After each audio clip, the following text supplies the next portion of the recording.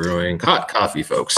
All right. Hey, thanks for tuning in to the Banff podcast. And this is our Indie Creator Spotlight. Apologies to anyone who tuned in at 5 p.m. Eastern time to watch. We're just not going live at 5:20 Eastern time because technology sucks sometimes. So sorry about that. But now we're live.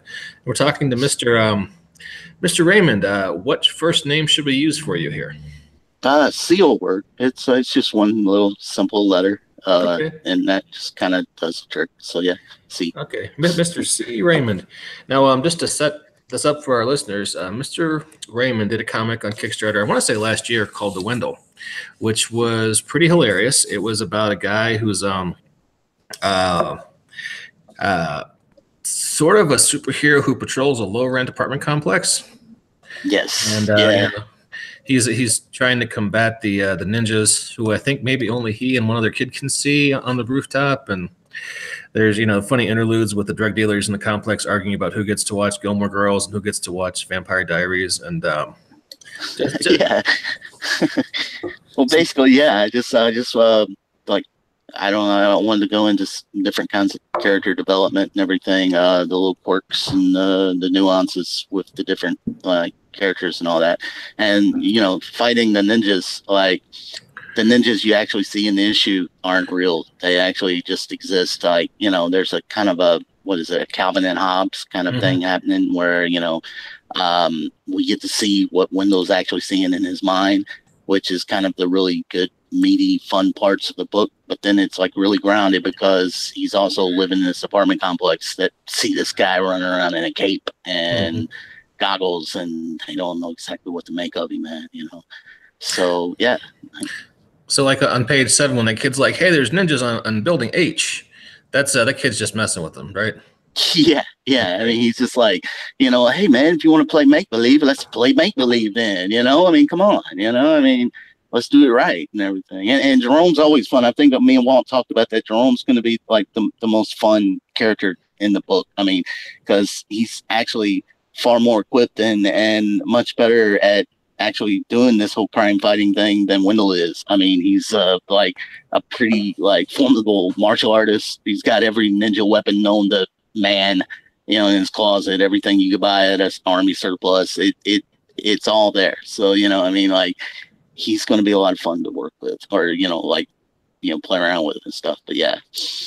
All right, so it's a fun book. Yeah, I really enjoyed the dialogue and the guy's internal monologue, and you don't always get good dialogue or good, good comic moments and good comedic moments in comics. So it's nice to see that one's handled well.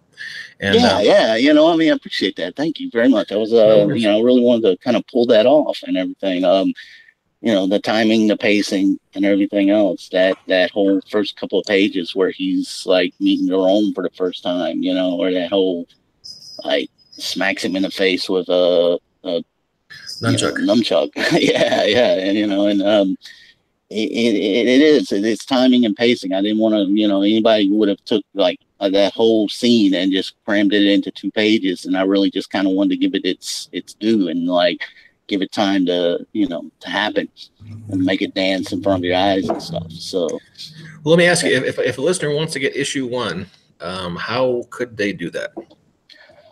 Well, issue 1 will also be available as a perk with the new Kickstarter that's launching tonight for the cartoon special.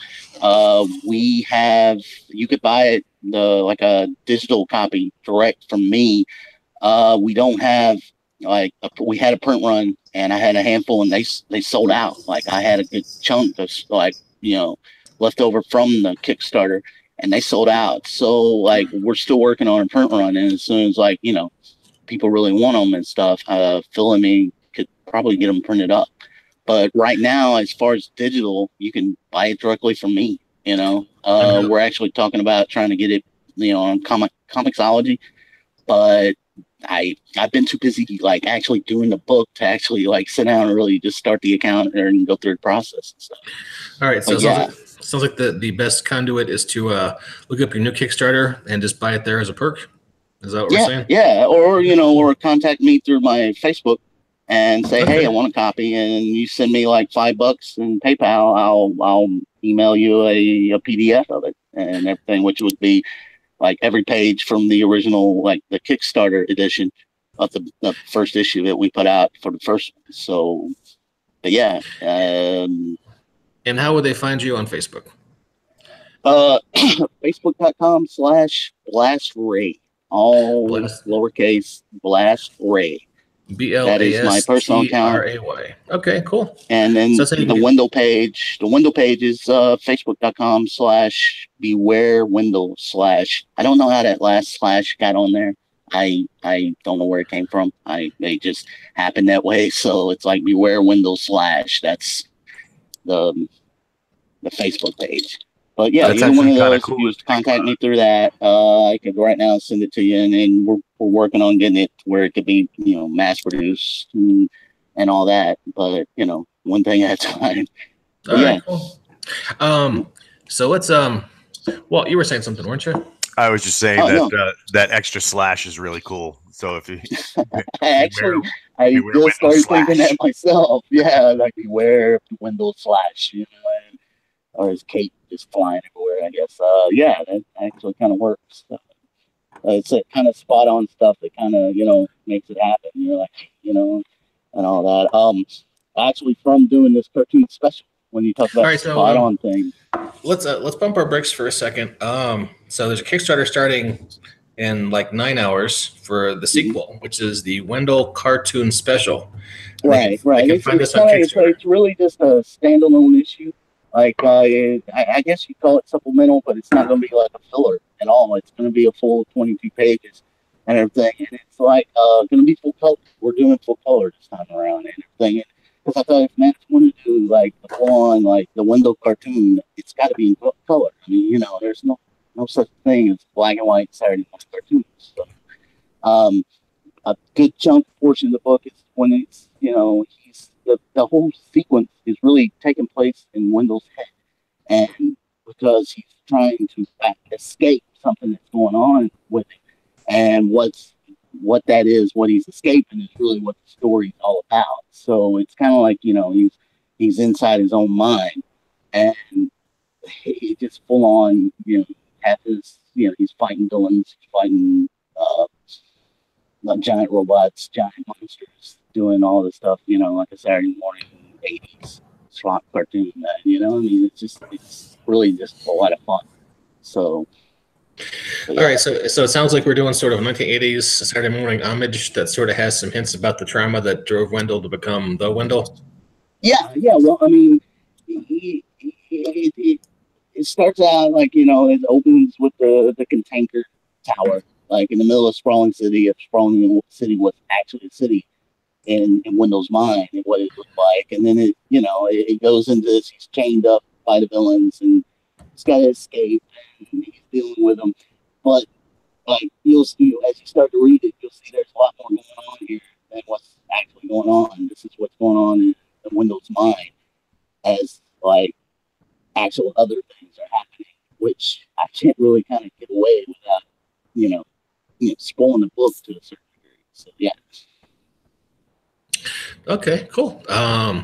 So people check that out at midnight. That'll be going live. Do we have any art previews online we can take a look at now or anything like that? Right now, Phil is working on the lettering. He's got the left pages lettered. We are going to have it up and on the page live at midnight. I may have them beforehand. I don't know. It's everything's crunch this week. Technical difficulties. You know how things go and everything. Trying to throw all this together. It's much when we started planning this a month ago. It's much preparation as we did. We still, when it came down to like the last week, it's like, here we are. But every time that happens, Phil always delivers. So the guy I'm working with, he's like, don't worry about it, we'll get it later. And I worry all the way up to the point where he starts throwing pages at me, and I'm like, and they're great. So I'll have those posted on my page soon, and they will be posted on the page once we go live. So, but yeah, on my page, on the Wendell page itself, on my page, there's tons of, I've done like updates on the video. I posted the video for the Kickstarter, the intro video, and there's preview art all throughout that. So, yeah. Okay, cool. Let's say some of our readers maybe aren't familiar, with the Wendell. How would you describe it to them? Basically, it's Batman if he was broke. It was Batman with all the seriously, if Batman, with all the neurosis and everything that's wrong with him, didn't have the money. He was middle class, didn't have money to temper his obsession, and was still trying to go at it as a crime fighter. I mean, there's a lot of delusion going on. He buys more into like being the crime fighter than actually being any good at it. But at the same time, you gotta appreciate the fact the guy has enough heart that he actually tries to do something good. And it's always going wrong on him. So that's basically it. It's Batman if Batman was middle class and broke, or Batman or any. I mean, it seems like every time there's any crime fighters or like dark vigilante crime fighters that have this strange, weird obsession, they always have the luxury of being, rich. It's like, hey, it's okay, I can act crazy because I got millions of dollars. Well, what if you didn't? I mean, then people would start this guy kind of struck me as like Rorschach mixed with Dwight from The Office. Pretty much, yeah. I mean, like, there's that. There's a little bit of Travis Trickle because there's going to be just enough to where it's kind of creepy, kind of disturbing. You're like, what the hell is he? And everything just to keep you on edge. And then you turn around and he winds up actually doing some good without him actually, inadvertently, without him knowing that he's actually, done something right. And then the more we get into it, the more you learn about him, the more there's going to be like a bunch of secrets and things to come to light that you begin to understand him and stuff. So, and which is the narrative I'm going to be still writing on. But with this cartoon special, I kind of it kind of skewered off, and I started doing a mini comic, and it started working so well that I was like, you know what, I can expand this, make this 422 pages, and we'll just go with this because I know people they've been like messaging me and contact me, asking me when's the next, so I was like, well, I should get on this, so I just decided to make this issue, and I'm hoping a lot of people have fun with it. Hello?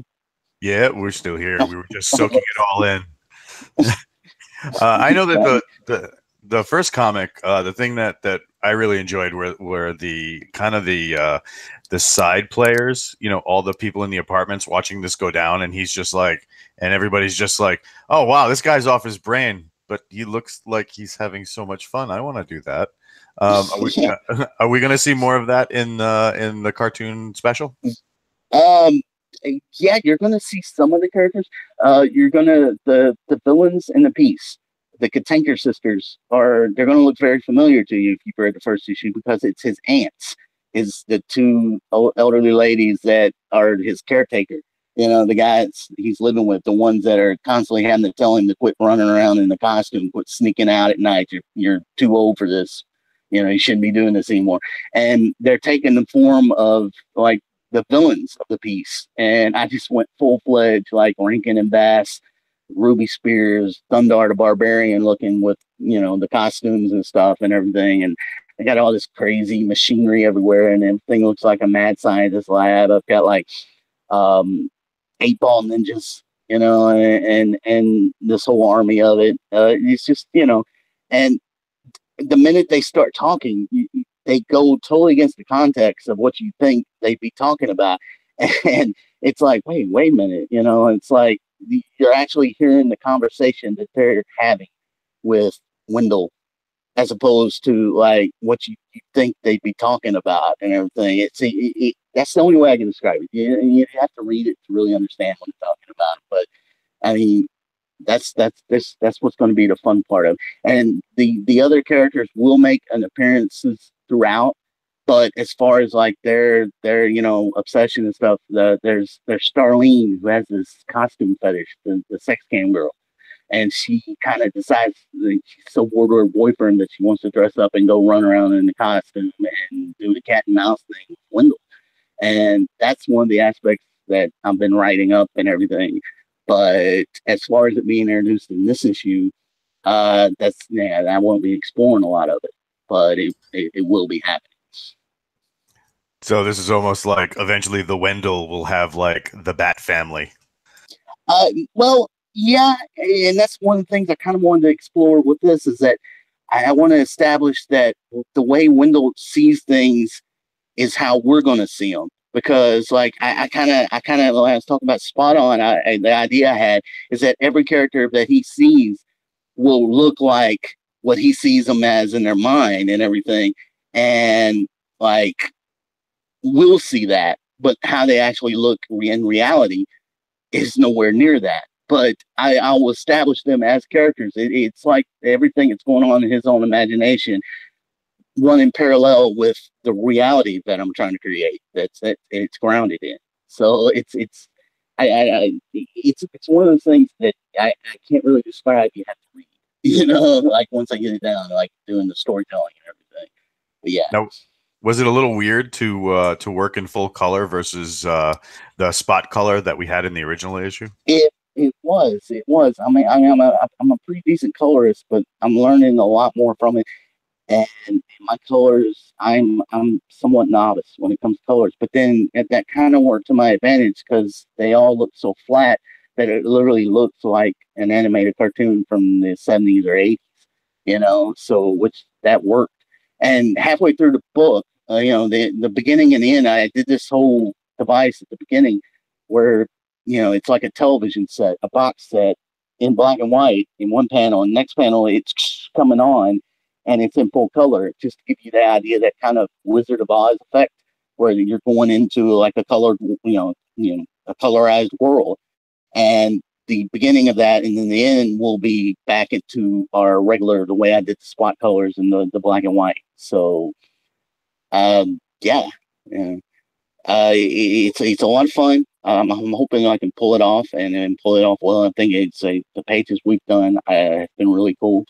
I'm having fun, and I'm hoping everybody else will too. Well, you've been very kind, and you've been sharing some pages as some of them have dropped. The ants are freaking hysterical, and the 8-ball ninjas look badass. I was just like, I was like, well, let's see, let's just put an 8 on their face and everything, and hope that Grant Morrison didn't do this somewhere in the Invisibles. I'm really hoping he didn't. I didn't actually take the time. I was like, this just looks something very Grant Morrison, and maybe I should check, but then, oh well, too late. I've already drawn them. I guess I'll have to go in and put them a 7 on them if it does. So it's just, I don't know. But, yeah. Will he have his own version of Ruby Slippers? Man, you know what? Sort of. Well, no, not really. But you know what? If you want me to work that in there, I probably can. I'm kind of making this up as I go. I've got a storyline happening, but it's like I've got the beginning and middle and then how it's going to go. But I'm letting it kind of float and work its way. Like, you know what? Maybe I will. Maybe I'll find a way to put Ruby Slippers in there somewhere. I don't know.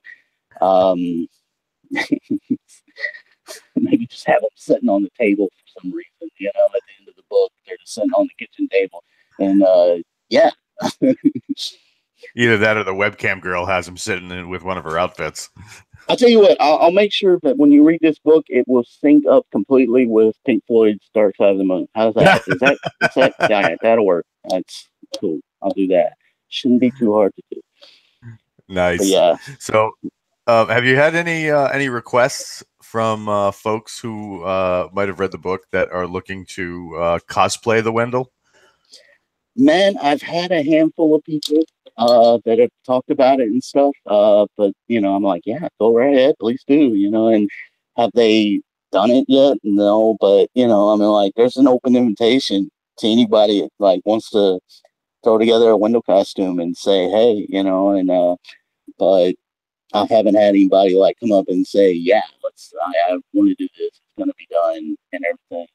But it'd be fun to do, and it'd be easy to do. Because Wendell is like pretty much the ultimate cosplayer because his costume is made from household items everywhere. From around the house. So, and that's what's kind of fun about it. And especially with Starlene, she makes all her costumes too and stuff. So she just, I've got this thing where this thing that's going to keep playing out where she keeps walking out to, where her boyfriend Upton is trying to write, and she's always coming out wearing all these different costumes and calling herself like Laser Girl. And it's like, every time she comes out, she's wearing something different, and it's like, oh, you know, and they get into an argument about why you shouldn't be called Laser Girl. It's just ridiculous, you know, if you were going to be a superhero.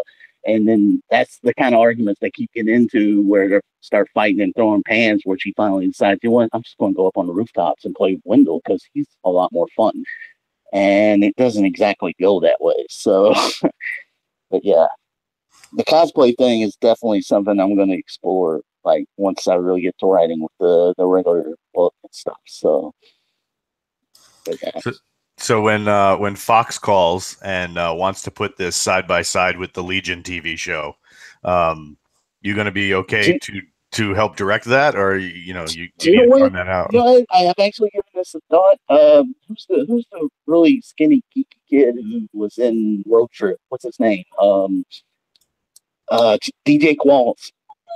He would be the perfect Wendell, man. He really would. That would work. Yeah, you know, I mean, I keep that kind of mindset when I'm doing my writing and everything, which I guess may not be a very good thing when you're trying to do comic books, but it seems to work for me, you know. So I mean, yeah, I've always seen this like, honestly, like a 15-minute segment on Adult Swim, you know, every week. I mean, you got one set, you got a rundown apartment complex, and a different scenario taking place every week with an ongoing narrative thread that kind of develops throughout. Black Jesus was a lot of influence on what wait, hang on. You just lost me with that sentence. Did you say Black Jesus? Oh yeah. I was thinking, you know, I mean, you had this really great ensemble cast of weirdos and characters that all lived around the same rundown apartment complex. I mean, come on, you know, and that they do that as a 15-minute segment on, and it's not to mention really freaking hilarious. I mean, it's a lot of fun, and seriously, but that was a lot of influence on, you know, what I was kind of trying to develop with the way the apartments look, the rundown characters, the different the ensemble of weird characters and everything. Yeah, like Jesus. Did you ever read a book a few years back from Top Cow called Twilight Guardian? I'm sorry, what? Well, I didn't hear that. I'm sorry. Did you? A guy I know from college had a book for Top Cow a few years back called Twilight Guardian. It was another take on sort of the real life superhero genre. This was a girl who patrolled like 6 or 8 blocks in her neighborhood. I can't say I have, but you know, it's definitely something I'd like to check out. I think me and Walt talked about that last time. Now there's a whole community throughout the United States of actual, like, real life superheroes that do the whole dressing up in meeting hall and meeting together in the meeting hall and patrolling their neighborhoods and everything else.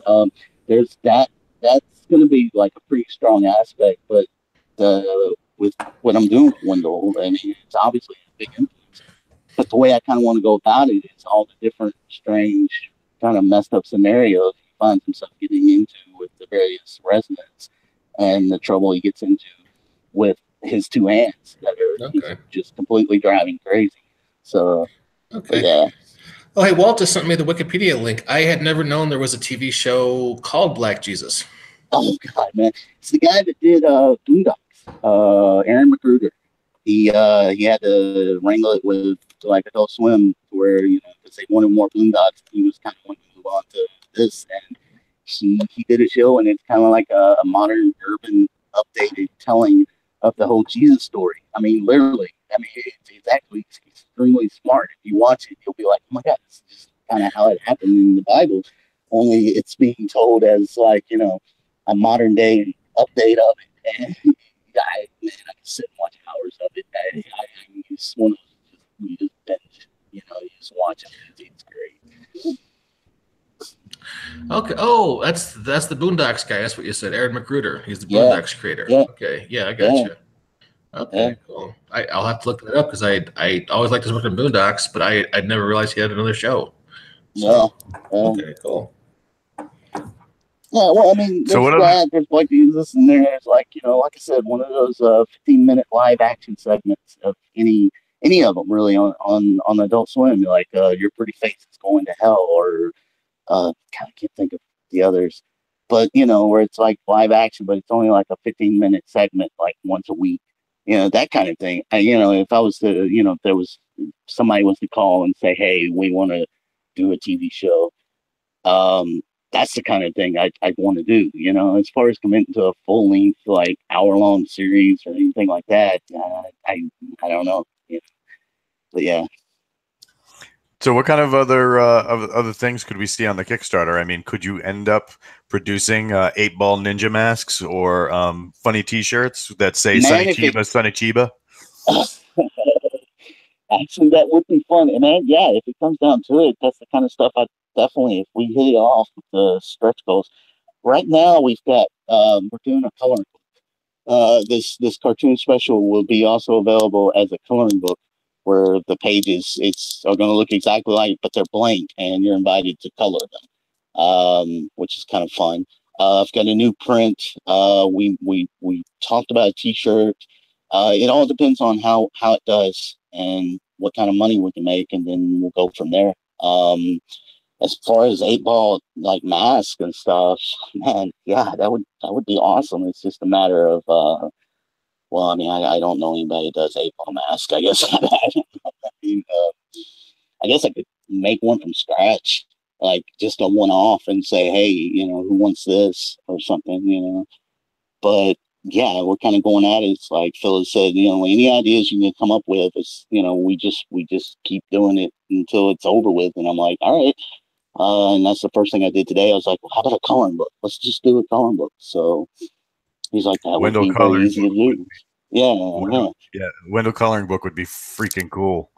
Yeah. I just thought it'd be fun, you know, and because I mean the line art itself, like without color, looks pretty cool. So you know, I mean, even as a collectible, I mean, because it'll be the actual pages to the comic, and you can read it, but it'll be blank. There'll be no colors, so you can just color it yourself. So you know, and maybe I don't know, I could do a contest, whoever can color the book the best or something, you know, of all my backers or something. I don't know. We're kind of making this up as we go, but you know, I mean, I guess that's the nature of the business. Right? Very diehard. Only, you know, at on roof H. All right. I mean, I got people coming at me right and left. Yeah, it's like, hey, how about a Wendell action figure? I'm like, sure, make it. You know, hey, how about a Wendell lunchbox? And it's like, yeah, if you want to, I'm all for it. You know, I mean, like, you know, I don't care. I'll sell out all of it. I don't, you know, whatever. You know, it's like I that's the kind of whole thing, you know. In fact, that whole concept of like the Saturday morning cartoon merchandise kind of gets explored in the book too, so in a funny way. So yeah, let's just put him everywhere: t-shirts, underoos, pasties. You know, I mean, that would be a lot of fun. Just pasties, you know, just little pasties, and it's just Wendell's face. But you know, I don't know. I will be the first one to admit I had a Thundar the Barbarian lunchbox. Oh, dude, yeah.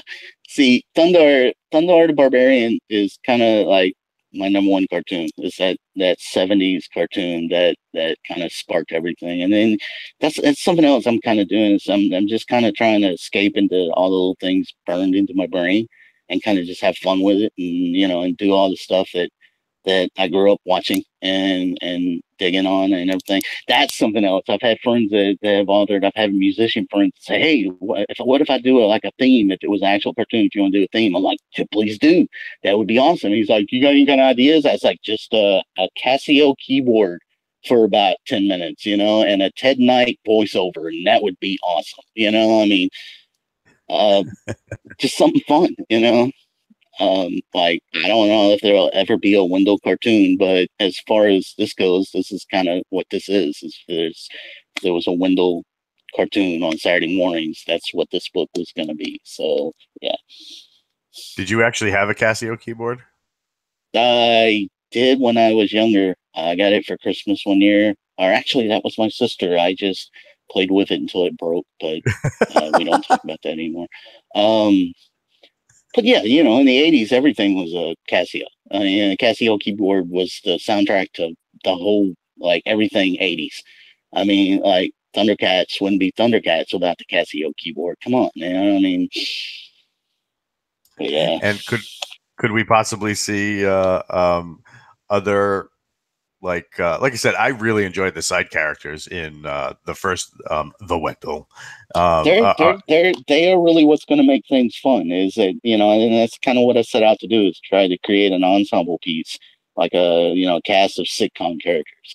And there's going to be a lot of things I've got developed. There's a lot of things I've already got developed. It's just a matter of sitting down and really getting into the book and writing it and everything.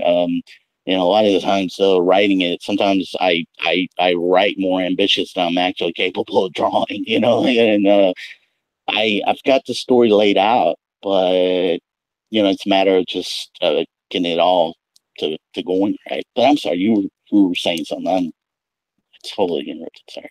No, not at all. I mean, hey, that's what makes great radio. The one of the things that is really cool about talking to you before and then talking to you throughout this process is I get to cheat and see some stuff as it comes out. But I'm always a big process guy. Are you going to be doing any of your coloring digitally, or are you going to be sticking to like pen and marker? Basically I do pen and ink with the line art, and I do a lot of stuff in Photoshop.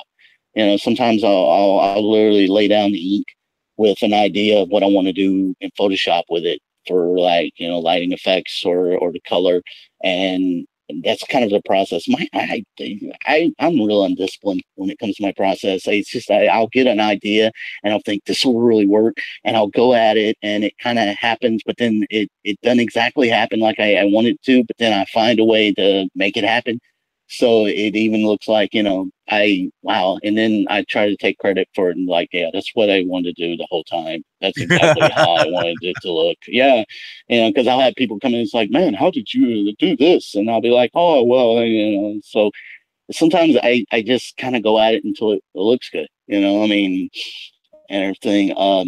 I'll get ideas, but I don't try to stay ironclad to them. Like, sometimes the story ideas happen, and like Mike was just talking about, is like, it was, the pacing of, like, trying to make something happen, and it kind of, spot on. It's like I was talking about before with the nunchucks and Jerome hitting Wendell in the face with nunchucks. That kind of happened spot on, because I thought, you know what, I'm just going to give him nunchucks, because I couldn't draw him, like, punching him in the nuts, because the way the page, like, it would have worked visually if I was to shoot it on film, but, like, trying to draw it as a bottom panel, it just looked weird, because you got this little kid, like, going at the guy's groin, and I was like, so I was like, you know what, I'm just gonna have him hitting him with nunchucks. And that's kind of my process. It kind of happens, I have a map, but I don't necessarily have to use it to get where I'm going, right on, at all times. Right. So, in other words, what you're saying is, by happy accident, we could now see Wendell monogram nunchucks. Man, happy accident is definitely that says it all. Happy accidents are just my lifeblood. But yeah, autographed Wendell nunchucks would be awesome. Yeah. I'm glad you guys brought that up, because Happy Accident was my mom's pet name for me until I was 5 years old. Sorry, I was low-hanging fruit. I couldn't resist. Kind of like that bottom panel. Yeah.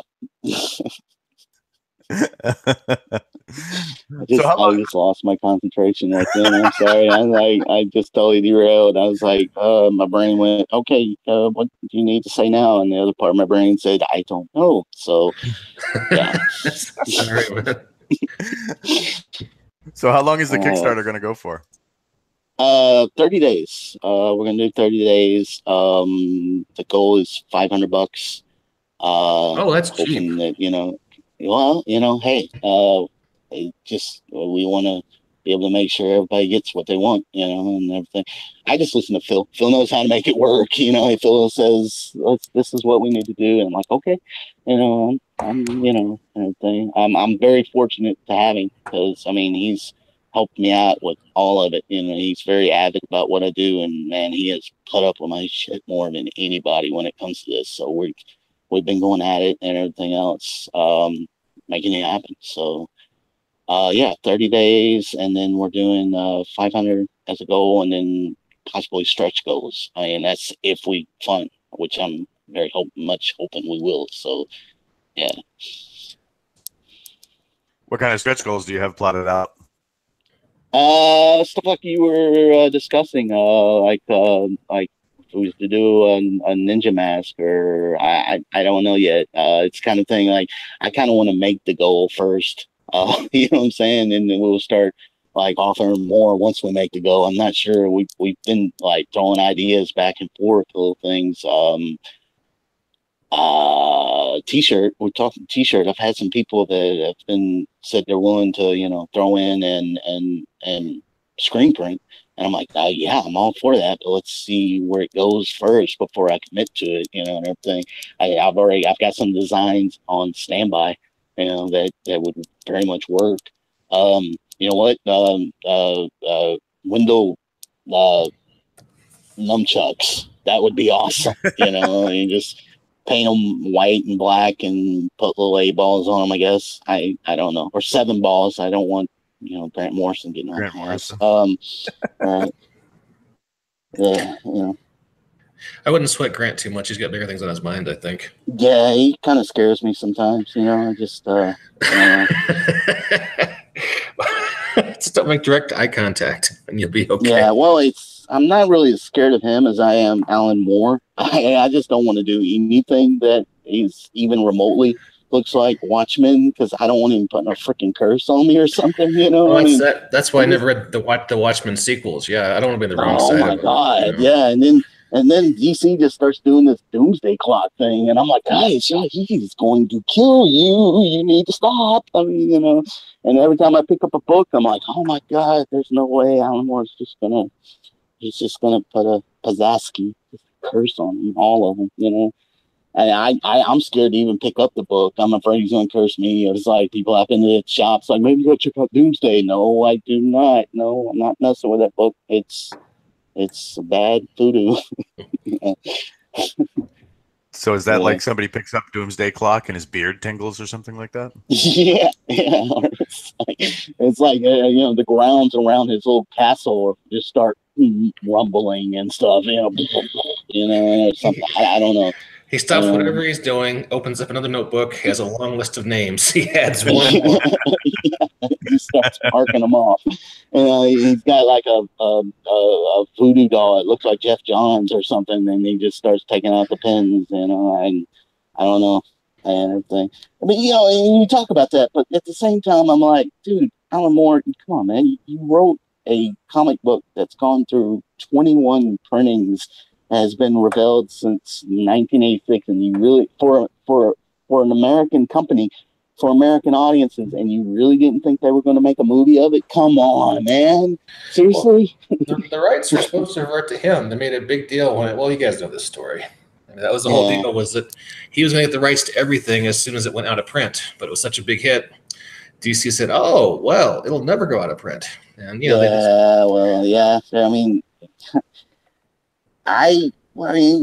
the thing is he also chooses not to take any of the money from the movie. I mean, okay, well, I mean, you could probably get paid big time. I mean, Dave Gibbons went for it, I mean, why not, Well, artists are whores. I mean, what can you say?